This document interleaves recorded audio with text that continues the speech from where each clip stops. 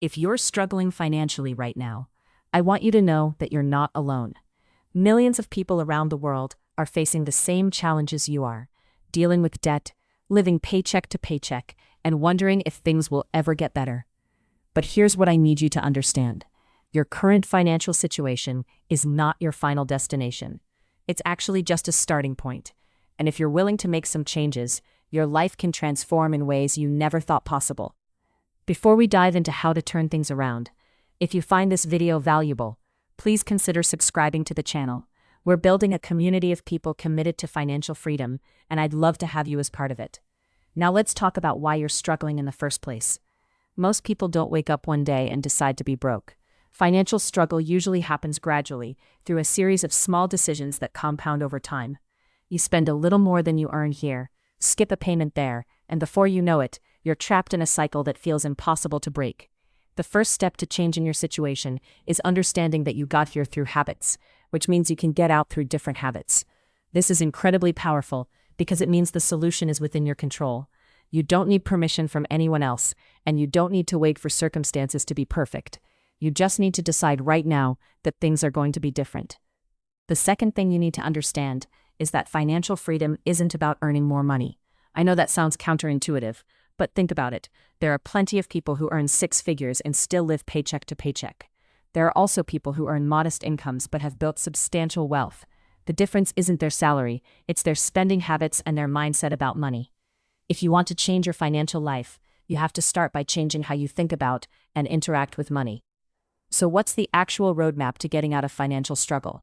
The first step is to get crystal clear on where you are right now. This means you need to know exactly how much money is coming in, how much is going out, and where it's all going. Most people avoid this step because it's uncomfortable. They don't want to face the reality of their situation.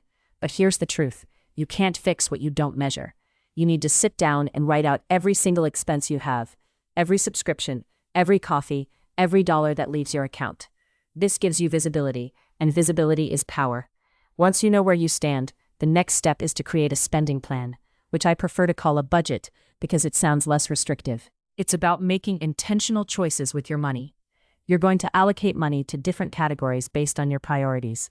Some money for essential expenses, some for debt repayment if you have it, and some for building savings and investing. The key is that every dollar has a purpose before you spend it. When you do this, something magical happens. You stop feeling like money is controlling you, and you start controlling your money. If you're finding this approach resonating with you, please like this video. It helps me create more content like this that can actually change people's lives. Now, the third step is to find money in your budget that you didn't know was there. Most people have wasteful spending that they're not even aware of. You might have subscriptions you're not using, you might be paying for services you forgot about, or you might be spending more on food and entertainment than you realize. Take a hard look at your discretionary spending. What can you cut? What can you reduce? This isn't forever. It's temporary. You're sacrificing short-term comfort for long-term freedom. That's the trade you need to make right now. Once you've cut unnecessary expenses, take that money and redirect it toward your debt. If you have credit card debt, that's going to be your priority because of the interest rates. Pay more than the minimum. Even if it's just an extra $20 or $30 per month, it makes a huge difference over time. If you don't have consumer debt, then start building an emergency fund. This is crucial because one unexpected expense can send you right back into the hole. You want to have enough money saved to cover 3 to 6 months of living expenses. This gives you peace of mind and protects you from future financial disasters. Now here's where things start to shift. Once you've got your debt under control and you have an emergency fund, you can start thinking about building real wealth. This is where investing comes in. I know that word might scare you if you don't have much money right now, but investing doesn't require a lot of capital. You can start with whatever you have. Even $50 a month, invested consistently over 20 or 30 years, will compound into serious wealth. The power of compound interest is one of the most underrated forces in personal finance. When you earn returns on your money, and then you earn returns on those returns, it grows exponentially. This is how wealthy people build and maintain their wealth. It's not through earning more, it's through letting their money work for them. But before you can invest, you need to build the habit of saving. This is where most people get stuck. They think they need to have a huge amount of money before they start investing, so they never begin. Start small. Save whatever you can, even if it's just a tiny amount each month. the habit matters more than the size of the deposit. As your income grows or as you find more money in your budget, increase your savings rate. Over time, this becomes automatic, and suddenly you're building wealth without even thinking about it. The next critical element of financial freedom is income. While it's true that you don't need to earn more money to become wealthy, having a growing income certainly helps. Look at your current job or business. Is there a way to earn more? Can you ask for a raise? Can you develop a skill that makes you more valuable? Can you start a side project? The goal here is to gradually increase what you earned. Even a small increase in income, combined with smart spending habits, can accelerate your journey to financial freedom significantly. But don't fall into the trap of increasing your spending whenever your income increases. This is called lifestyle inflation, and it's one of the biggest reasons why people who earn more money still struggle financially. When you get a raise or bonus, that extra money should go toward your financial goals, not toward a nicer car or a bigger apartment.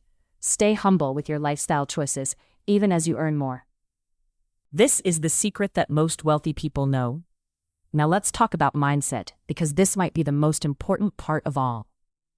Your beliefs about money directly shape your financial reality. If you believe you're destined to be broke, you'll make decisions that keep you broke.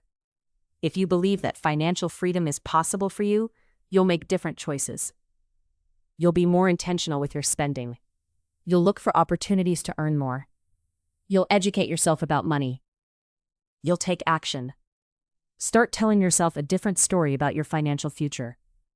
Instead of saying I'll never be able to afford that, say I'm building toward that. Instead of saying I'm bad with money, say I'm learning to manage money better. The words you use matter because they shape your thoughts, and your thoughts shape your actions. As you continue on this journey, remember that building financial freedom is a marathon, not a sprint. There will be setbacks. There will be months where you can't save as much as you want to. There will be unexpected expenses. But if you stay committed to the process and you keep taking action, you will absolutely get there. The people who become financially free aren't smarter than you. They're not luckier than you. They simply made different decisions and stuck with them. You have that same capacity within you. If you found value in this video and you're committed to changing your financial life, please like this video and subscribe to the channel. Leave a comment below and let me know what's the one financial habit you're going to commit to changing first. I read every comment, and your answer might be exactly what someone else needs to hear. Your financial freedom is waiting for you on the other side of committed action. Start today.